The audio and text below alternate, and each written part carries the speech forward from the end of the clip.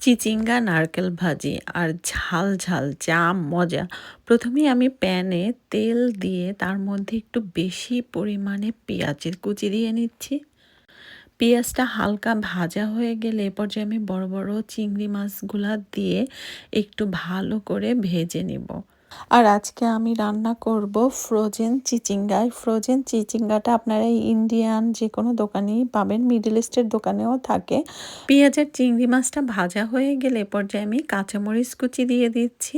আর আমি যে এভাবে রান্না করতেছি এতে না অনেক অনেক বেশি স্মেলটা সুন্দর আসে, কারণ চিংড়ি মাছের গন্ধ আর তারপরে কাঁচামরিচ ভাজার জন্য গন্ধটাও না বেস্ট আসে। এ পর্যায়ে আমি অল্প সামান্য পরিমাণে আদা রসুন বাটা দিয়ে দিব। পরিমাণ মতো লবণ দিয়ে ভালো করে ভুনে নিব যেন পেঁয়াজ আদা রসুনের কাঁচা গন্ধটা চলে যায়। এ পর্যায়ে আমি একটু পানি দিয়ে নিচ্ছি যেন না পুড়ে যায়। তারপরে হলুদের গুঁড়া, ধনে জিরার গুঁড়া দিয়ে আমি আবারও ভালো করে মশলাটা ভুনে নিব। আর একটু ঝাল ঝাল এই টাইপসের রান্না না যত বেশি মশলাটা ভোনা যায় ততই ভালো। মশলাটা আসানো আপনাদের ব্যাপারে। আমার আসলে অনেক বেশি ধৈর্য থাকে না দেখে আমি মোটামুটি যখন মশলাটা ভুনা হয়ে যায় তখনই আমি আর করি না। তো এই পর্যায়ে আমি আমার ফ্রোজেন তরকারিটা দিয়ে দিচ্ছি। এই ফ্রোজেন চিচিঙ্গাটাও কিন্তু টেস্ট বেটার আছে, খারাপ না। ফ্রেশটা তো ফ্রেশই হয়, বাট এই ফ্রোজেনটাও কিন্তু একদম পারফেক্টলি আমার সিদ্ধ হয়ে গেছে। আমি এক্সট্রা আর কোনো পানি দিইনি। এরপরে ঢাকনা দিয়ে মিডিয়াম টু লো ফ্লেমে রান্না করছি।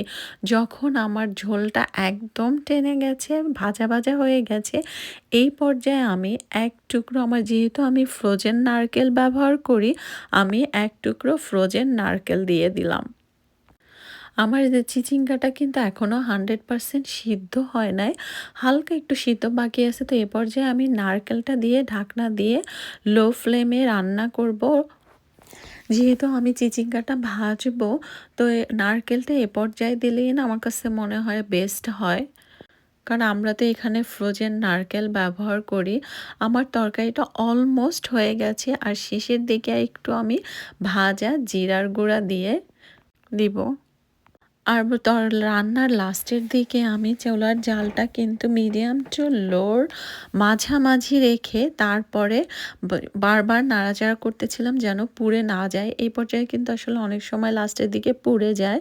আর সবার শেষে আমি ধনেপাতা দিয়ে রান্নাটা শেষ করব। বিলিভ করেন রান্নাটা অনেক বেশি বেশি মজা লাগছে, কারণ সারাদিন আমি ঘুরে ফিরে এসে বাসায় এসে ইনস্ট্যান্ট ঝটপট এভাবে রান্না করলাম আর বেশ বেশ মজা ছিল।